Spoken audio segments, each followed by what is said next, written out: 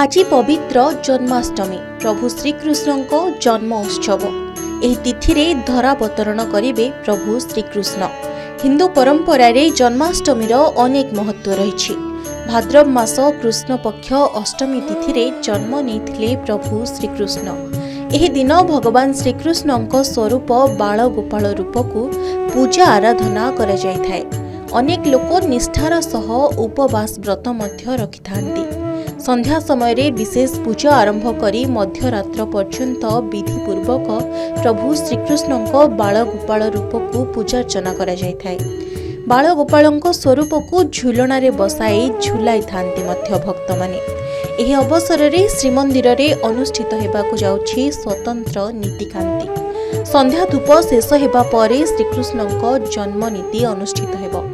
गतकाली प्रसव जंत्रणारू मुक्ति पाइबा पई जेउड भोग सह गर्भ उदक बंदापना करा जायथिला।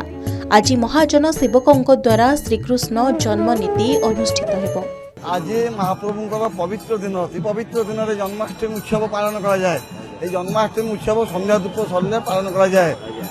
अर्धरात्रि रे जन्माष्टमी उत्सव हुए महाप्रभुंकर। संध्या धूप सरले विभिन्न प्रकार नीतिकांति अच्छी समस्त नीतिकांति वर्तमान पर्यंत जो नीतिकांति चली सुरखुर ठीक भल भाव चली। मंगला आरती सरी सारा तड़प लगी तड़प लगी सरले अवकाश हम अवकाश भेष गोपाल बल्लभ भोग तापर समस्त नीतिकांति संध्या धूप सरले महाप्रभु जन्माष्टमी उत्सव पालन करा। देवकी और वासुदेव बेसरे जन्म चकड़े निषार्धरे प्रभु कृष्ण जन्म नेबे। अन्य पक्षरे श्रीमंदिर सह जड़ित विभिन्न मठबाड़ी मानकरे आज राति रे श्रीकृष्ण जन्म नीति अनुष्ठित हेबो।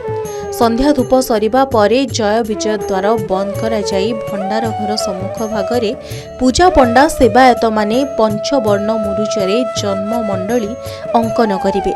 सेठारे सुनार कृष्ण मूर्ति रखा जाई दक्षिण घरु मदन मोहन को अणाजिब। दुई जन महाजन सेवक देवकी और वासुदेव चरित्र होई एही जन्म नीति पालन करिवे। जन्माष्टमी को प्रभु को दर्शन करी बहुत खुशी लागिला, बहुत आनंदित मध्य हेलु। जय जगन्नाथ।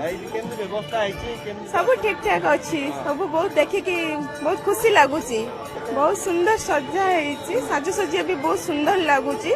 तो देखिकी बहुत माने भल लागुची। कृष्ण जे जगन्नाथ सीए से जगन्नाथ को दर्शन कर आसलु। आज जन्माष्टमी पूरा आग अपेक्षा बहुत आनंद थिला सब ठीक भल कल। हाँ फांका भल भल हाँ हाँ शांति लगे। पंडा माने कौलिक धंदा कौल के प्रति छाड़े कि हाँ भाग्यर थिले हम नहिले नहीं। परे मदन मोहन को नाभि कटा मंडप को निया जाई कृष्ण जन्म ठारू उपनयन पर्यंत नीति अनुष्ठित हेबो। सेहीपरि जगमोहन निकटरे एक दोली रे मदन मोहन को रखा जाई श्रीकृष्ण जन्म नीति शेष कराजिबो। आज ठारू श्रीकृष्ण जन्म नीति आरंभ हुई कंसबद्ध लीला नीति पर्यंत चालू रहिबो। पुरीरू पिंटू साहू रिपोर्ट के न्यूज ओडिशा।